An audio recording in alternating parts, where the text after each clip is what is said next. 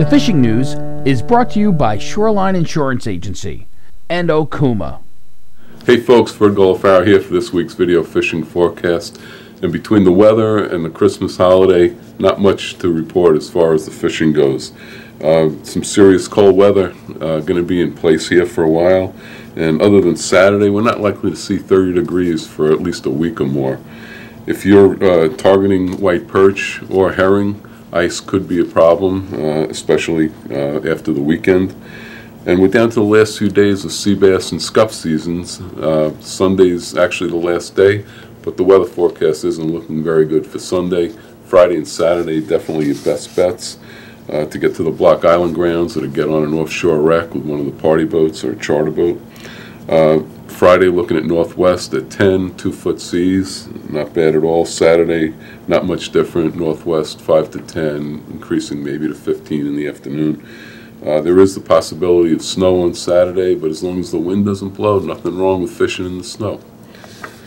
Herring are an option as long as you can find some open water.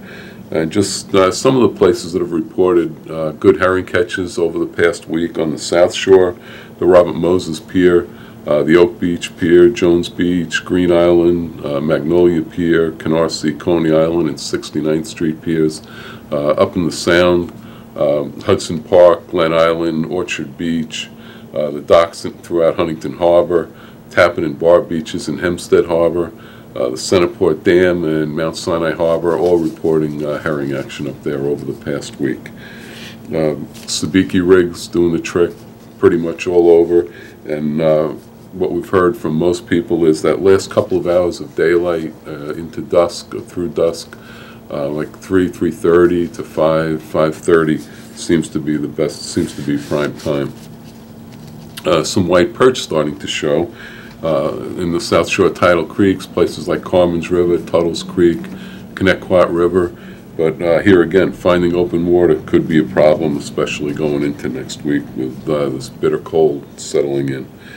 And for you surf guys, it's not too early to get your state permits. They go on sale beginning Monday, January 1st. And there are a couple of fee increases you should be aware of.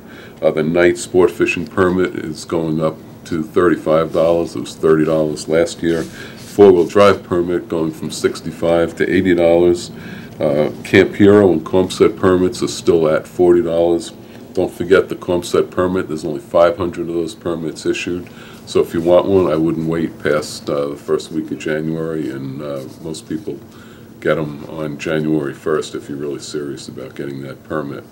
All of these permits only available until March 31st. That's the cutoff date. If you don't get it by then, you're going to have to wait until the Tuesday after Labor Day. You'll also need your Saltwater Registry, which you should have already. If you don't have it, it's really simple. It's free, first of all. And a quick phone call during regular business hours to 1-866-933-2257. They will give you a number over the phone. That number is good enough to get your permit, and you'll get the actual registry usually within 10 days. The actual state parks are open January 1st.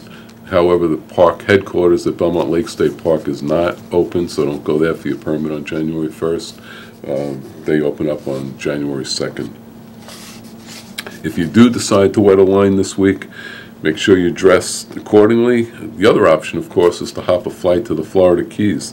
You can check out the article in our January issue, Florida Keys, Alive and Well.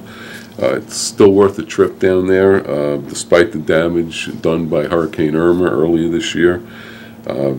If you can't make it to the Keys, stay warm. And until next week, Golofaro here for thefisherman.com.